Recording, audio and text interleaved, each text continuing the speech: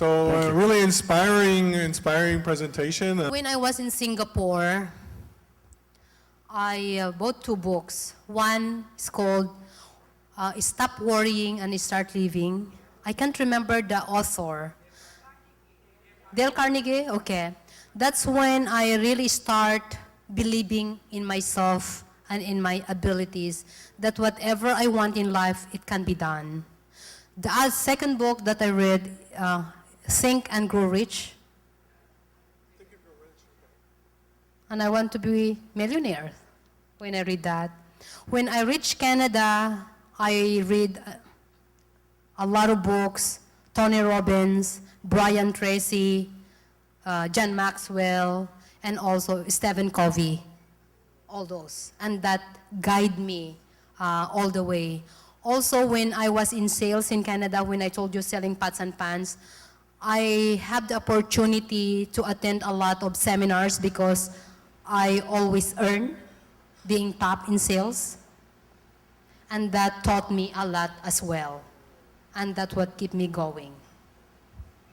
A lot of the same thing. We did watch together or listen together. But something I will just struck me is I know Mary Faye and I have had the same conversation about different motivational and inspirational speakers that we've listened to in the past. And it's just interesting when you speak to successful people. June, while Rebecca was talking, was saying, I do that too, and he was talking in my ear. I don't know if you saw. So, but you see this over and over again, that successful people do this kinds of thing. They listen to these same speakers that she mentioned. They do the goal setting and the time management and the other things. It's so important. So I hope you can learn from all this, Bjorn. So go ahead. Great, thank you for the wonderful answers. Personally, myself, I also got into audiobooks in about the mid-90s. And before, I had a hard time reading, finding the time, the concentration, maybe the peace of mind to learn, right? So sometimes in the beginning, it could take me a while to read the books, but once I discovered audiobooks, and I was commuting in Los Angeles from the Valley to Beverly Hills every day, so it's 1 hour each way.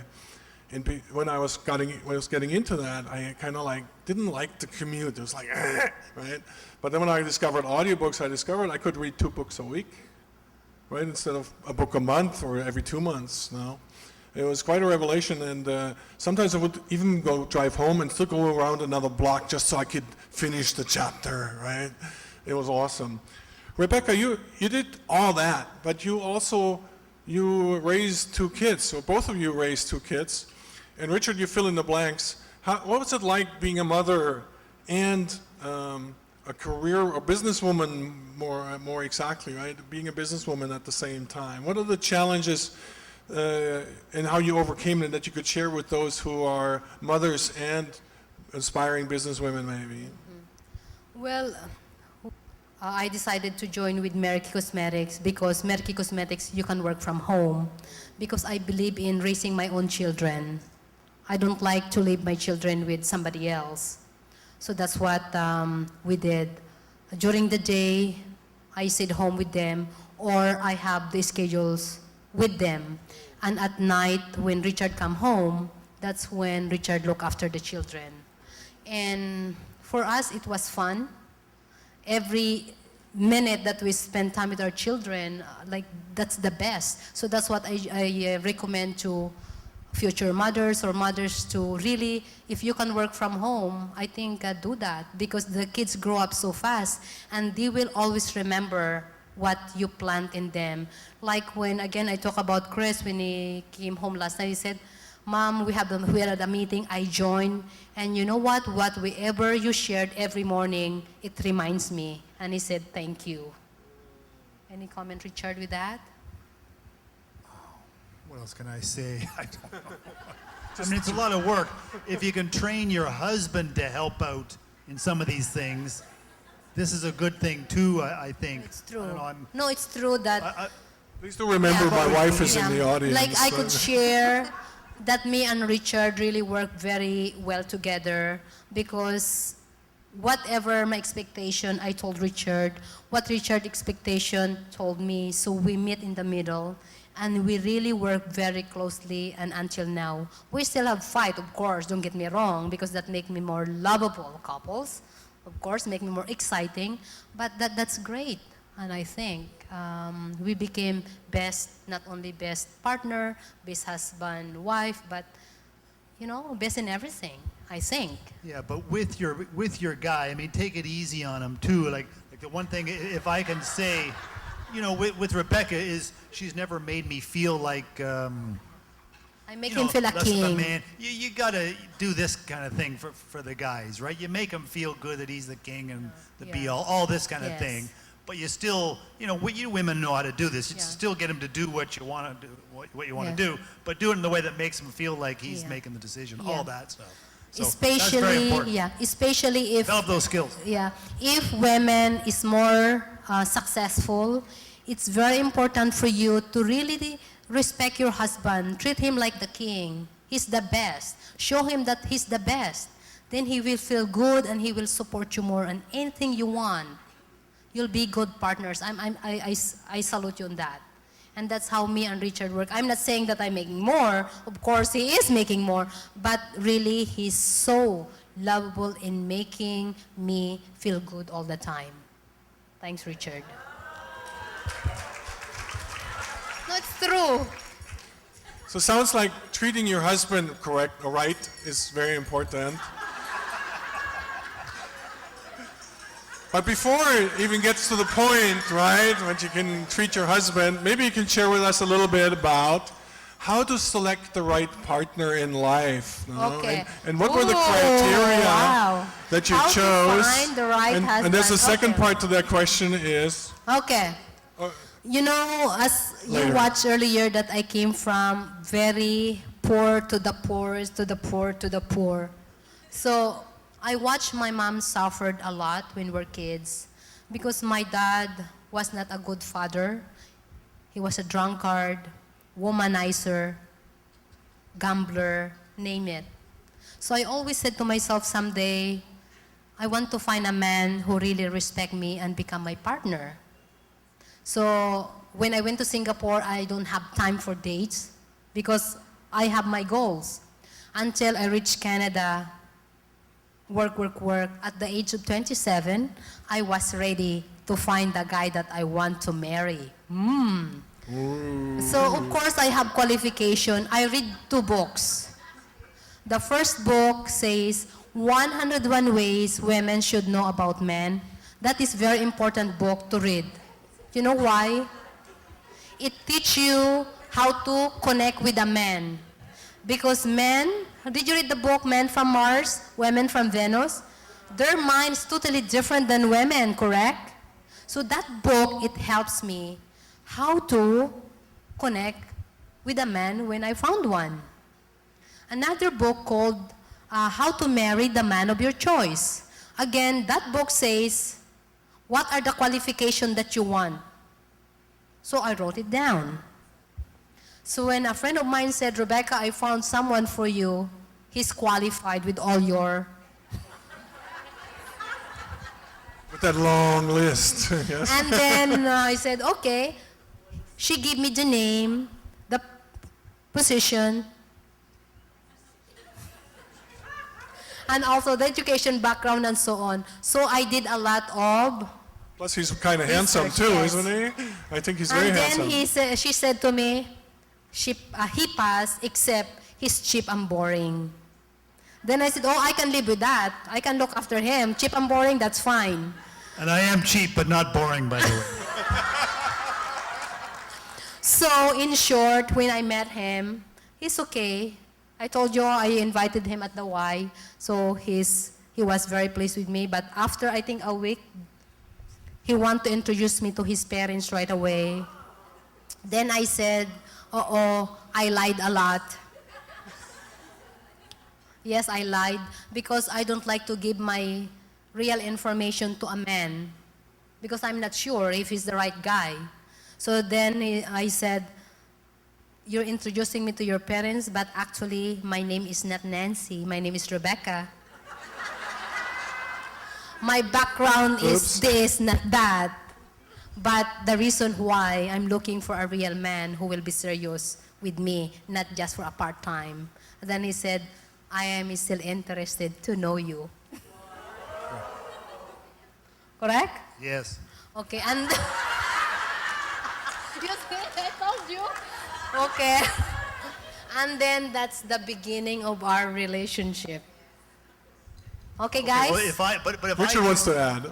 gives encourage women, you know, many women, the stereotype is they're supposed to wait until the man approaches them and he's supposed to make the first move and all this kind of thing, which is fine if it works, but also don't be afraid to take action yourself. If there's a really, because what happens is it might be the guys that you don't want are the ones who have the nerve to come up with you, or the really good talkers who are also talking to lots of other girls at the same time. Whereas if you are the one, like what she did, that takes action to speak to and ask out and so forth, the guy, then you are now in control of your own, you know, relationship development.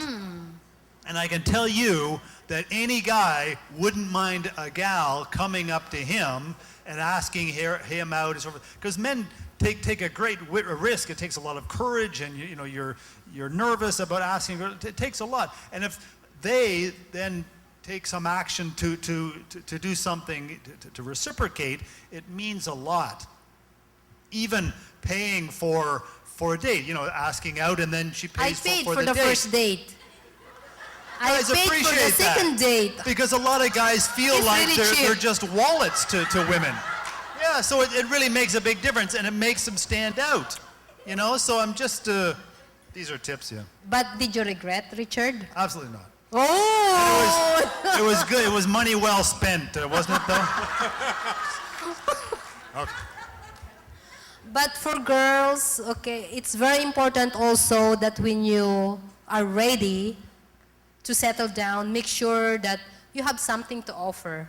Because if you have something to offer, you are confident that the guy won't say no to you. I guarantee you, because if I'm not confident that time, if I'm not successful, I won't have the nerves to ask him. It's true, Richard? True. All right. So the second part of the question, and my wife and I, we also live that, is we support each other. How do you and Richard support each other? How do you support him, and Richard, how do you support her, or vice versa? In your growth, you know, in your journey from action girl to super girl. Okay. Well, when me and Richard decided to really settle down, I told him what I want in life. He told me what he wants in life. And actually, it connect. Then I said, okay, if that's the case, why don't we live together? We haven't got married then. I think we're dating for about 3 months. Then I said, okay, Richard, if that's the case, why don't we live together? You pay for the rent, I pay for the food. The rest we save. And he said, sure.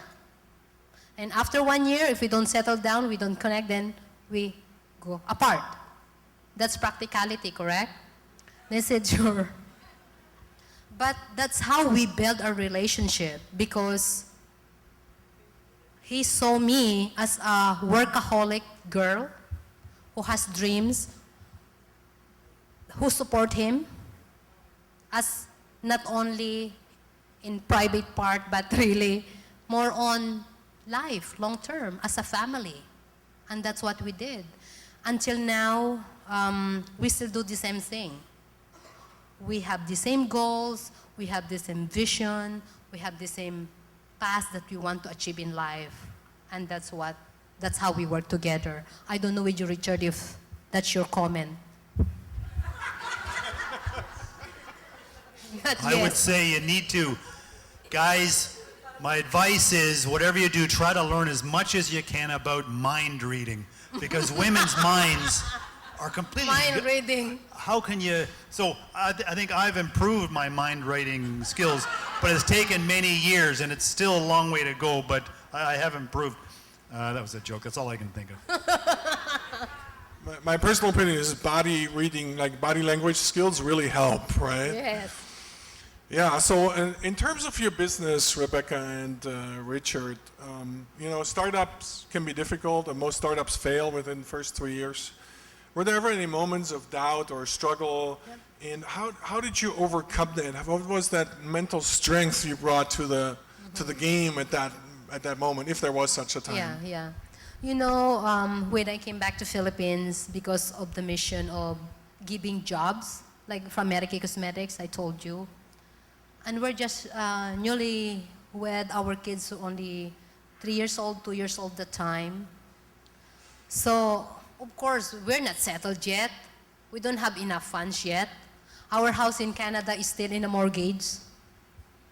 But yet, I lent a lot of money. That was a big challenge. So come to the point that, shall we go home? Shall we give up everything? Shall we sell the house? Whatever. But you know what? That's when I respect Richard more, because that's when we stick together on finding another road to be successful. And then he said, I think, forget about Mary Kay, it's not working. Let me start our own business.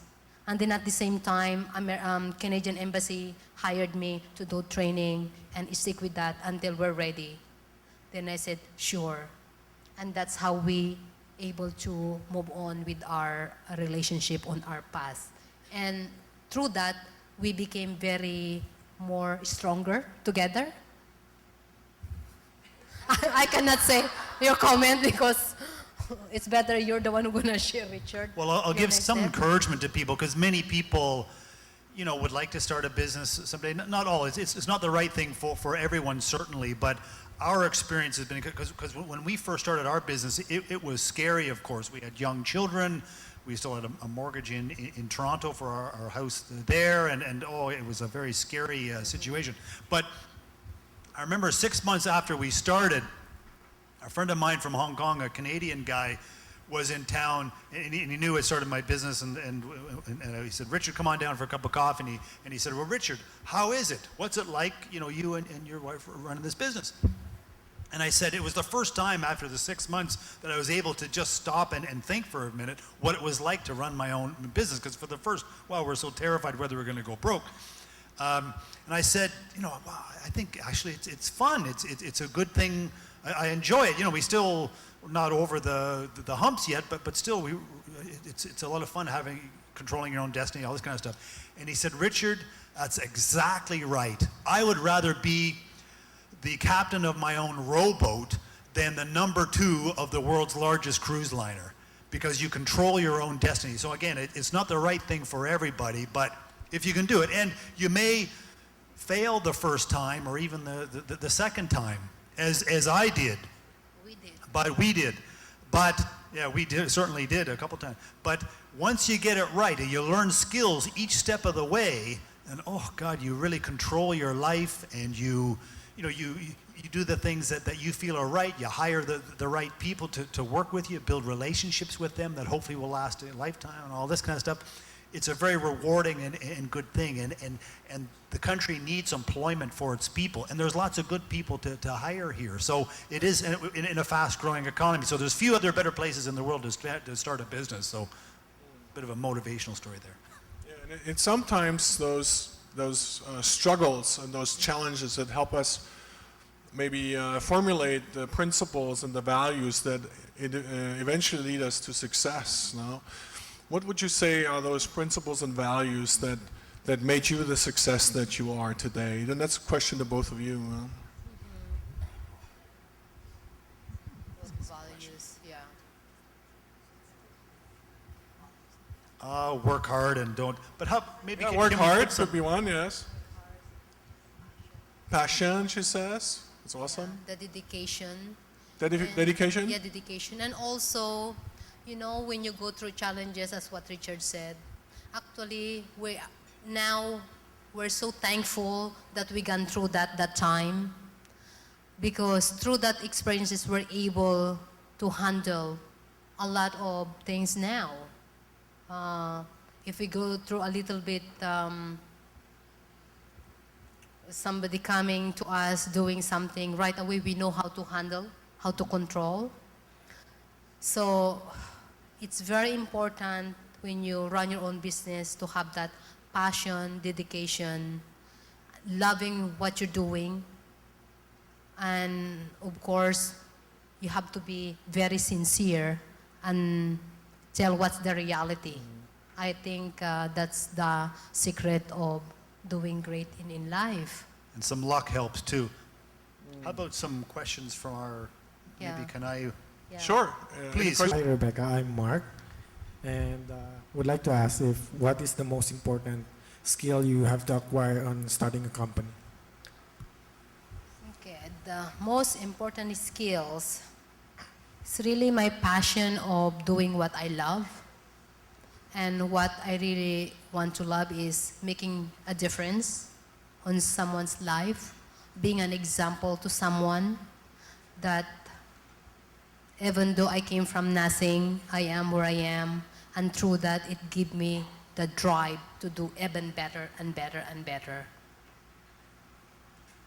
In terms of technical, I mean, do you need to be the best seller in sales or in marketing?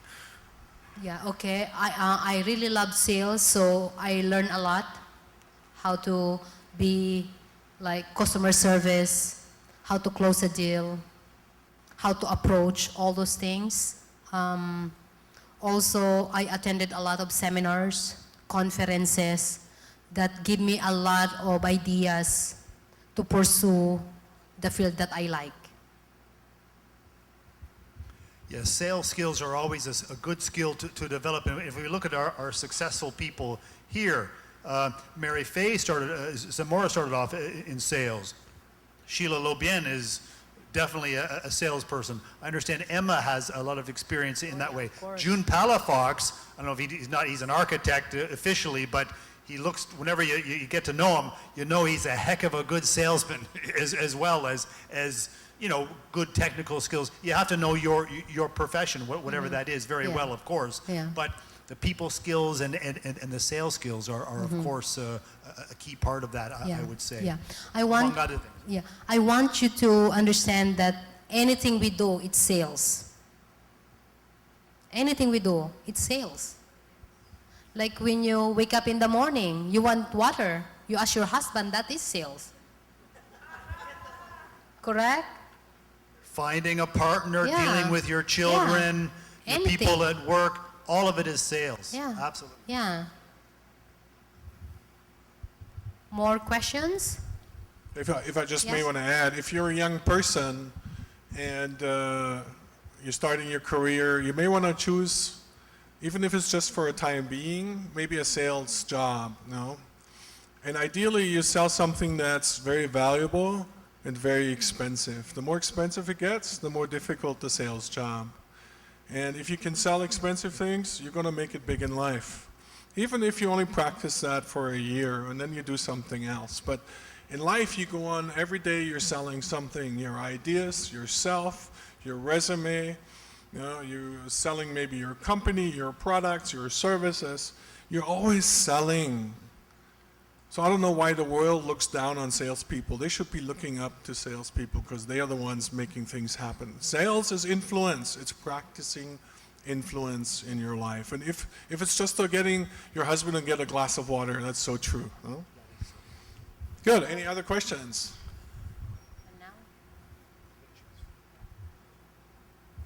No more questions? All right. Maybe I have one more for you guys. Okay, all right. You seem to be a very giving couple, right? Tell us a little bit about the difference you're making in the world. You shared a little bit earlier about making a difference for the Philippines, and you shared that you were supporting Mary Kay people to start their business. Sometimes that even has a positive impact on ourselves, right? How does that work out for you? Somehow, me personally, because I came from nothing, I've seen the difficulty of life. So when I was in Singapore, I helped a lot of Filipinos who went to Canada. When I was in Canada, I helped a lot of people, either teaching them how to run their own business or giving them guidance how to be successful. When I came back here, the reason was to help a lot of women to start their own business, to give them opportunity, like that. Now, also with the Asia CEO Awards and Asia CEO Forum, the purpose of that again for our country, somehow I have that heart. I want you to know when I was working in the factory in Bataan, I was very involved with KMU. Please don't tell that now. And if I did not left Philippines, maybe I'm, yes. So I have that because I have the heart, the passion of really making the difference for our country. Because I've seen the difficulty. I've gone through it. So if I've been there, why not? So that's, and I'm so thankful with Richard for believing in that, for coming here in making the difference for our country. Yeah, so that's a character trait that I find in many successful people. They love to give, they love to make a difference. And that's also one way to overcome our own barriers, internal barriers, is because it's not just for me, it's not just for ourselves. It's also because we're out there making a difference in the world. It's for others as well. Would you agree with that? Certainly. Okay, thank you very much, everyone. Really appreciate coming. Very nice to spend the afternoon with you. Beautiful. So please come on up, anybody. We can get your picture taken or shake some hands. Very nice to have you.